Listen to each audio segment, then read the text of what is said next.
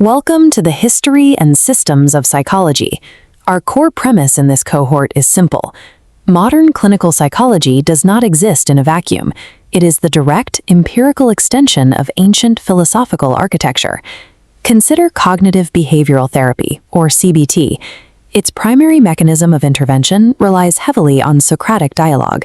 However, while the historical Socrates was famous for aggressive, relentless interrogation, modern clinical application requires a highly empathetic stance of gentle curiosity. This schematic traces the functional goal of that dialogue.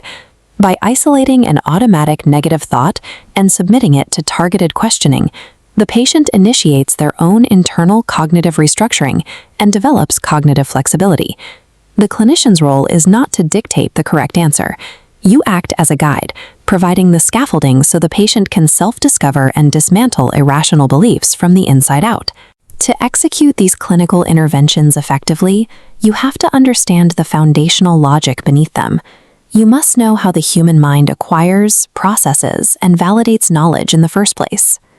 This diagram illustrates the foundational split in Western thought regarding the exact nature of the mind and the body. On the left, we have Platonic dualism. Plato asserted that the immortal soul pre-exists the body and operates independently of it.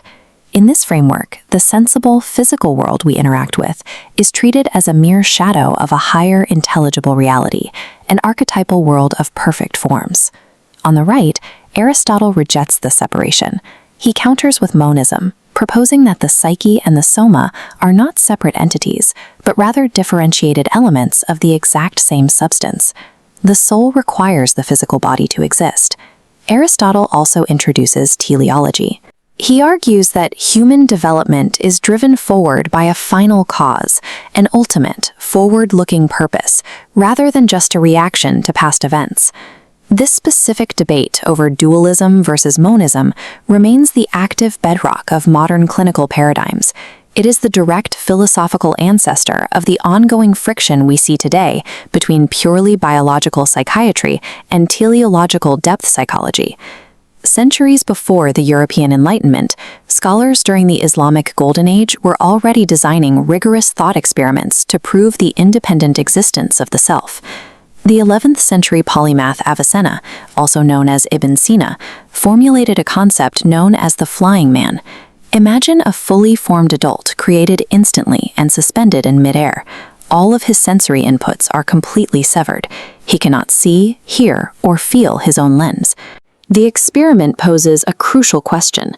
Without sensory data from his body or the outside world, is this isolated man aware of his own existence? Avicenna's conclusion is yes. Self-awareness precedes physical sensation and is completely independent of bodily experience.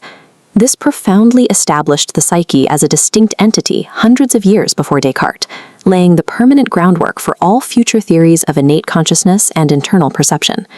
Contrast Avicenna's isolated psyche with the later rise of strict empiricist materialism, shown here on the left. In this view, reality consists solely of what can be measured. The mind is boiled down entirely to physical neurochemical substances, operating like a machine. Because Cartesian dualism struggled to explain an immaterial mind interacting with a material body, Gottfried Leibniz offered the alternative on the right, psychophysical parallelism. He theorized mental and physical events don't interact causally, but run parallel, perfectly correlated in a pre-established harmony. In the modern clinic, these metaphysical debates create immediate tension regarding free will. If a physical brain tumor dictates a sudden shift in a patient's moral behavior, biological determinism challenges their agency. To resolve this, clinicians often rely on the philosophical theory of compatibilism. Compatibilism argues that even in a deterministic universe governed by biology, human actions can be considered free as long as they are determined by internal, self-generated causes rather than external physical force. Grasping compatibilism is ethically mandatory for practice. It is the framework that allows you to hold clients morally responsible for their actions while simultaneously acknowledging their very real biological constraints. This diagram outlines the epistemology of Immanuel Kant, the architect of reason who attempted to bridge the gap between strict empiricism and rationalism. Kant's system begins with the input, the noumenon. This is the objective reality, the thing in itself, which remains inherently unknowable to human senses. This unknowable input passes through a filter. Kant argued the mind possesses a priori categories, innate structures like time, space, and causality that actively organize reality before we even perceive it. The resulting output is the phenomenon. This constitutes our actual lived, structured experience. Kant applied this structural rigidity to ethics as well.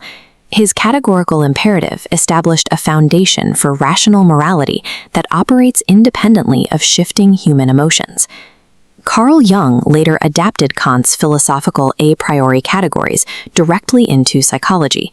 He theorized that human beings possess inherited mental structures, archetypes, that organize our psychic energy and shape meaning.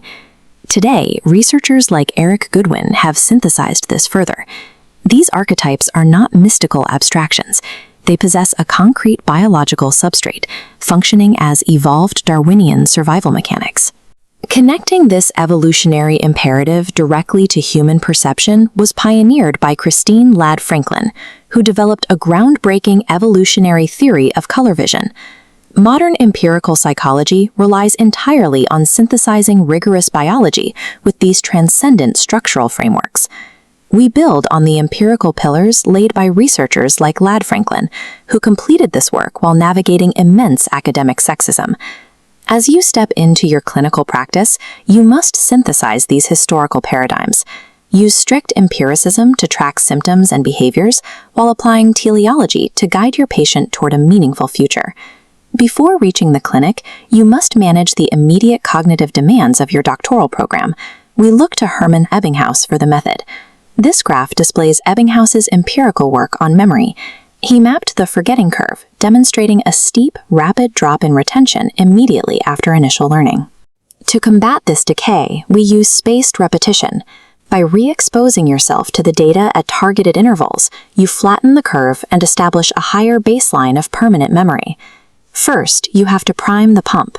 Distributing your study over several days forces the brain to retrieve and solidify the massive cognitive load of this program. Passing your exams is merely a byproduct of this retrieval process. Passing is not the ultimate end goal. The true objective is the deep, lasting retention of these historical and philosophical topics. This retention directly dictates the success of your future dissertation. You cannot conduct rigorous, original clinical research without a firm grasp of the epistemological assumptions driving your methods.